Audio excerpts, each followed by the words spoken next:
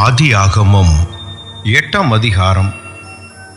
தேவன் நோவாவையும் அவனுடனே பேழையில் இருந்த சகல காட்டு மிருகங்களையும் சகல நாட்டு மிருகங்களையும் நினைத்தருளினார். தேவன் பூமியின் மேல் காற்றை வீச பண்ணினார். அப்பொழுது ஜலம் அமர்ந்தது. ஆழத்தின் ஊற்று கண்களும் வானத்தின் மதகுகளும் அடைபட்டன. வானத்து மழையும் நின்று போயிற்று. ஜலம் பூமியிலிருந்து நாளுக்கு நாள் வற்றிக்கொண்டே வந்தது. 150 நாளுக்கு பின்பு ஜலம் வடிந்தது.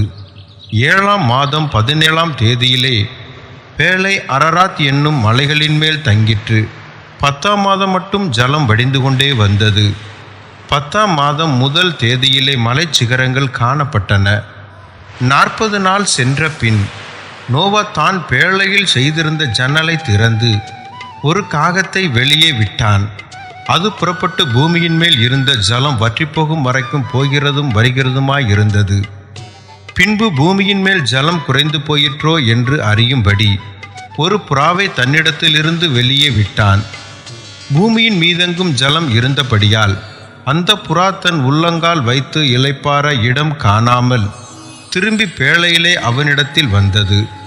அவன் தன் கையை நீட்டி அதை பிடித்து தன்னிடமாக பேழைக்குள் சேர்த்து கொண்டான். பின்னும் 7 நாள் பொறுத்து மறுபடியும் புறாவை பேழையிலிருந்து வெளியே விட்டான். அந்த புறா சாயங்காலத்தில் அவனிடத்தில் வந்து சேர்ந்தது. இதோ அது கொத்திக்கொண்டு வந்த ஒரு ஒலிவ மரத்தின் இலை அதன் வாயில் இருந்தது. அதனாலே நோவா பூமியின் மேல் ஜலம் குறைந்து போயிற்று என்று அறிந்தான். பின்னும் 7 நாள் பொறுத்து அவன் புறாவை வெளியே விட்டான். அது அவனிடத்திற்கு திரும்பி வரவில்லை. அவனுக்கு 601 வயதாகும் வருஷத்தில் முதல் மாதம் முதல் தேதியிலே பூமியின் மேல் இருந்த ஜலம் வற்றி போயிற்று.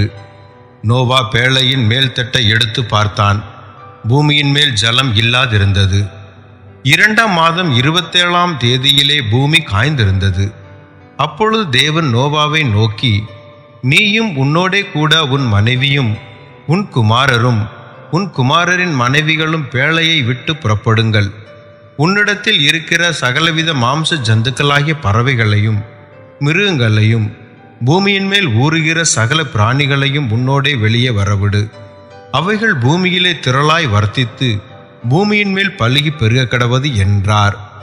அப்பொழுது நோவாவும் அவன் குமாரரும் அவன் மனைவியும் அவன் குமாரரின் மனைவிகளும் புறப்பட்டு வந்தார்கள். பூமியின் மேல் நடமாடுகிற சகல மிருகங்களும் ஊறுகிற சகல பிராணிகளும் சகல பறவைகளும் ஜாதி ஜாதியாய் பேழையிலிருந்து புறப்பட்டு வந்தன.